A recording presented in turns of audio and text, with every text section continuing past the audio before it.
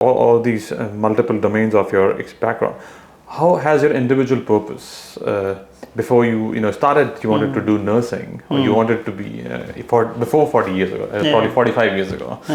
What was the conversations you were having with yourself or your family or your peers or your mentors before I started doing nursing? Nursing, yeah. So what was the conversation on individual, what you wanted to be, and how was there any purpose? Yeah, I'm fortunate, I suppose, in that I have a bit of a science head and an English head. Okay. So I was seriously thinking about being a journalist or a English teacher or something like that, and fell into nursing really because it paid.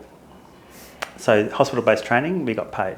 And it was during the recession in the 1980s. Jobs were hard to get. I was in between uni courses, and it just made sense. And I thought I'll give it a go for 3 months and see if I like it.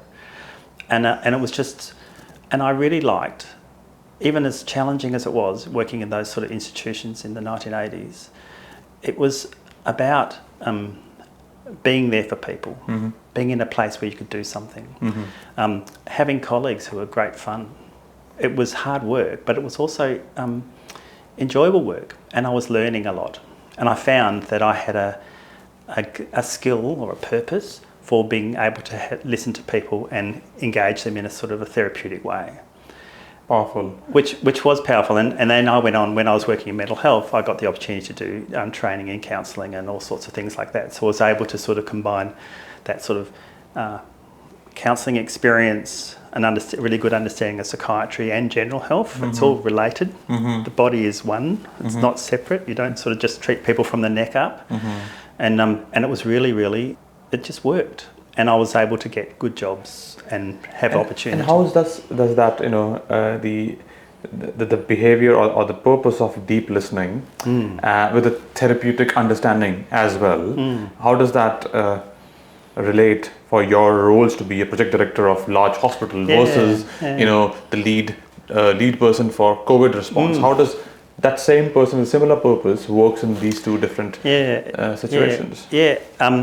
Fortunately, I'm very grounded and have a really strong family, a good partner, a good wife, nice kids, and have always had opportunity. My parents worked hard. I was educated. I went to good schools, all those type of things. And I think and like a lot of executive people, I fell into management, being the last person standing really, and being male. Working in nursing, being male was a real advantage. As sad as that is, it's true, because often colleagues went off to have babies or got married or did something else or wanted to work part-time. I was full-time, I was young. I got tapped on the shoulder to move on to management roles relatively early, and roles like project type roles, setting up things. So I got to set up new psychiatric hospitals and introduce case management as a concept into Western Australia. Those type of things, because I was able to both listen, like you said, but also do. And I think that really helped me, because I was able to work out what was required and get on and do it, and then push it through. And I was a bit bolshy, I suppose, in those days, and I didn't take that many prisoners really, and was really determined.